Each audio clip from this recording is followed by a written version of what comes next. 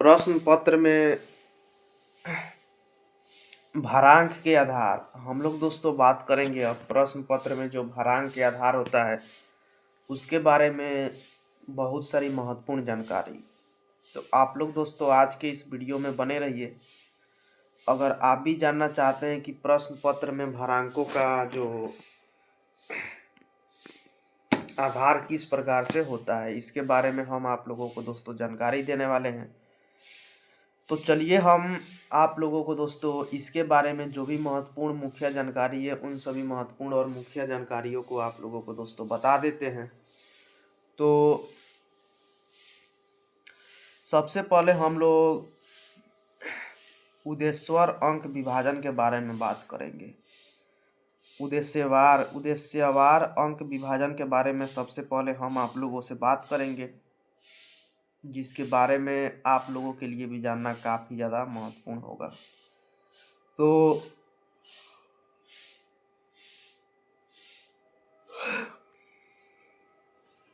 हम आप लोगों को बता दें कि उद्देश्यवार अंक विभाजन में शैक्षिक उद्देश्यों के आधार पर प्रश्नों का निर्धारण करते समय उक्त विषय के शैक्षिक उद्देश्य अलग अलग हो सकते हैं। ये बात यहाँ पे दोस्तों आप लोगों को काफ़ी ज़्यादा महत्वपूर्ण बात जानने के लिए मिला। उसके बाद चलिए हम आप लोगों को और सारी बातों को बताते हैं दोस्तों, जिसके बारे में जानना काफ़ी ज़्यादा महत्वपूर्ण बात है।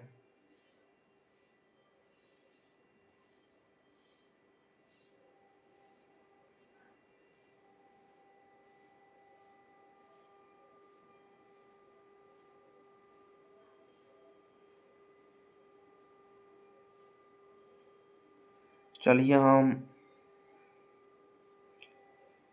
आप लोगों को उन सभी महत्वपूर्ण बातों के बारे में बताते हैं दोस्त। तो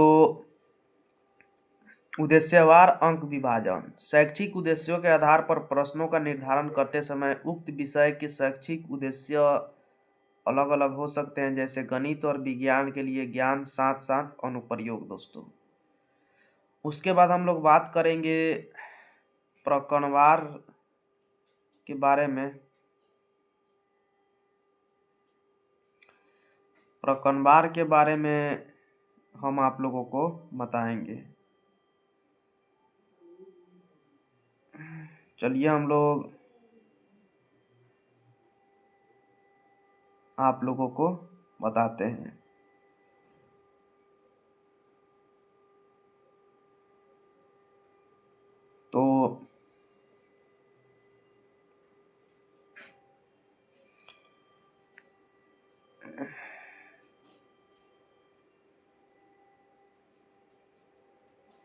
तो यहाँ पे दोस्तों हम आप लोगों को बता दें कि प्रकरणवार अंक विभाजन के अंतर्गत हम लोगों को दोस्तों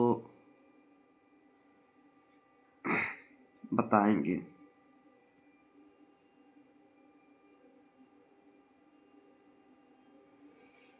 तो इनमें पाठ्यक्रम के आधार बनाया जाता है। भाषा शिक्षण में पाठ्यक्रम प्रातः साहित्यक विधाओं व्याकरण अपठित गद्यांश आदि के संकल्प द्वारा किया जाता है दोस्तों। अतः ऐसी स्थिति में प्रश्न पत्र का निर्माण करते समय प्रशासनिक या शिक्षण का यह प्रयास होना चाहिए कि प्रश्न पत्र में प्रत्येक साहित्यिक विद्या तथा प्रत्येक अध्ययन से संबंधित प्रश्नों का चयन किया जाए दोस्तों। ये बात यहाँ पे काफ़ी ज़्यादा महत्वपूर्ण बात है।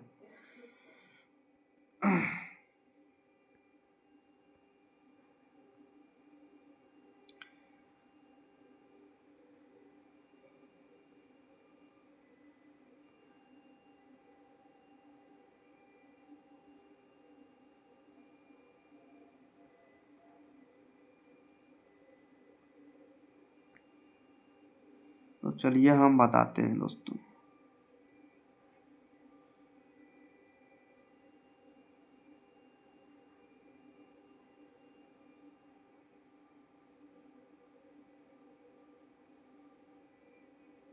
तो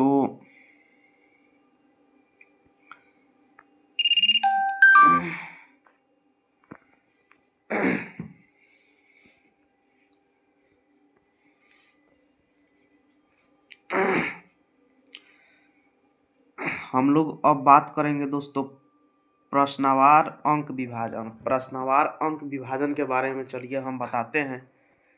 इसके बारे में हम आप लोगों को पूरी अच्छी से बातों को बताएंगे, समझाएंगे प्रश्नवार अंक विभाजन के बारे में जानकारी दोस्तों। तो चलिए हम आप लोगों को प्रश्नवार अंक विभाजन के बारे में जानकारियाँ को बताते हैं। तो यह मनोवैज्ञानिक सत्य है कि सभी शिक्षार्थी समान रूप से बौद्धिक क्षमता का विकास नहीं कर सकता। जो सभी शिक्षार्थी होता है, ये बात आप लोग भी जानते होंगे कि सभी शिक्षार्थी एक समान रूप से अपने बौद्धिक शिक्षा का विकास नहीं कर सकता दोस्तों। कुछ छात्र मेधावी होते हैं जो कुछ सामान्य तथा कुछ अपेक्षाकृत कमजोर होते हैं।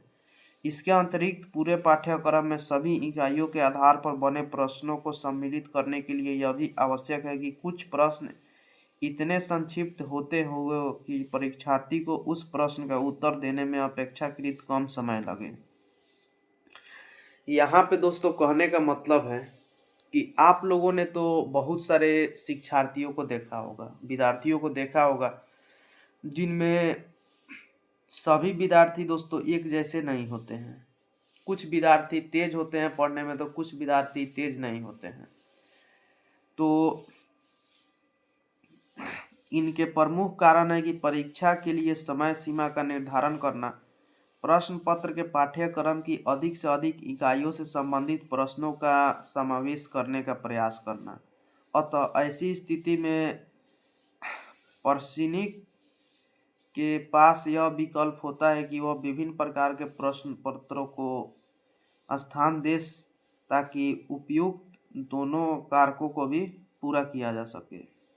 अब हम लोग बात करेंगे प्रश्नों के प्रकार के बारे में। प्रश्नों के प्रकार के बारे में हम अब बात करने वाले हैं, आप लोगों को महत्वपूर्ण बातें बताने वाले हैं। तो आप लोगों को हम बताएंगे प्रश्नों के प्रकार के बारे में जानकारियाँ। तो चलिए हम बताते हैं दोस्तों। तो जो प्रश्नों का प्रकार होता है वो हम लोगों के लिए दोस्तों काफ़ी ज़्यादा महत्वपूर्ण है। और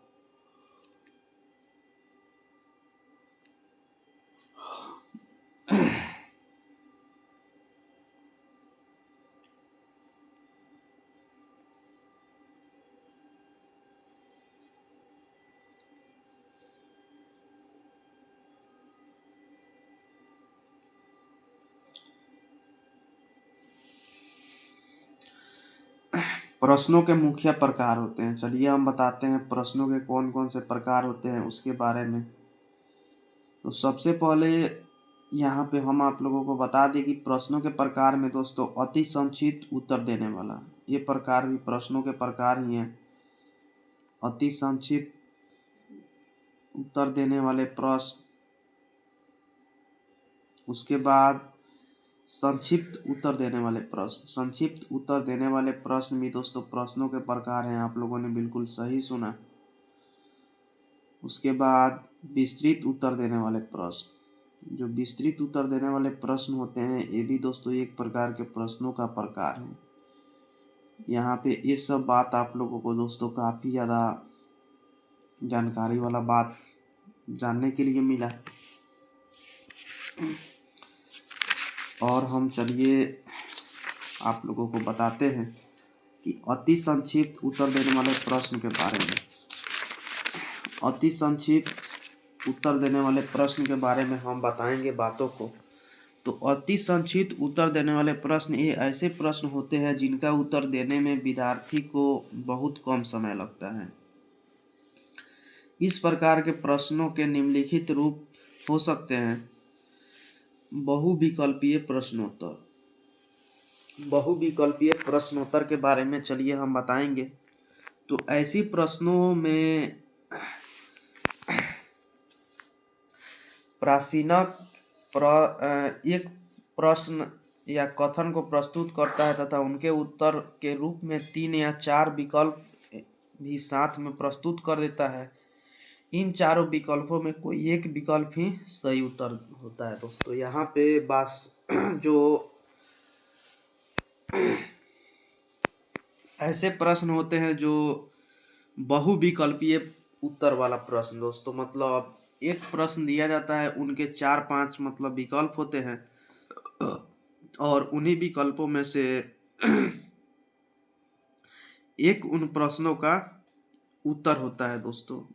इन सभी प्रश्नों को हम लोग बहुविकल्पीय प्रश्न कहते हैं। उसके बाद हम लोग एक या दो शब्दों वाले प्रश्न का बात करेंगे। एक या दो शब्दों वाले प्रश्नों के बारे में हम चलिए अब बताएंगे कि ये प्रश्न किस प्रकार के प्रश्न होते हैं दोस्तों। तो इस प्रकार के प्रश्नों का उत्तर एक या दो शब्दों में दिया जा सकता है। इनमें उत्तर के विकल्प की व्यवस्था नहीं होती है। मतलब इस प्रकार के एक या दो शब्द उत्तर वाले शब्दों के बारे में हम बता देते हैं, तो इन सभी प्रश्नों में दोस्तों उत्तर की व्यवस्था नहीं होती है। ये सब जितने भी प्रश्न होते हैं, ये सब प्रश्न दोस्तों काफी ज्यादा अच्छे प्रश्न होते हैं और इनका जो उत्तर होता है एक या दो शब्दों में ही दिया जाता है। आप लोगों ने बिल्कुल सही सुना।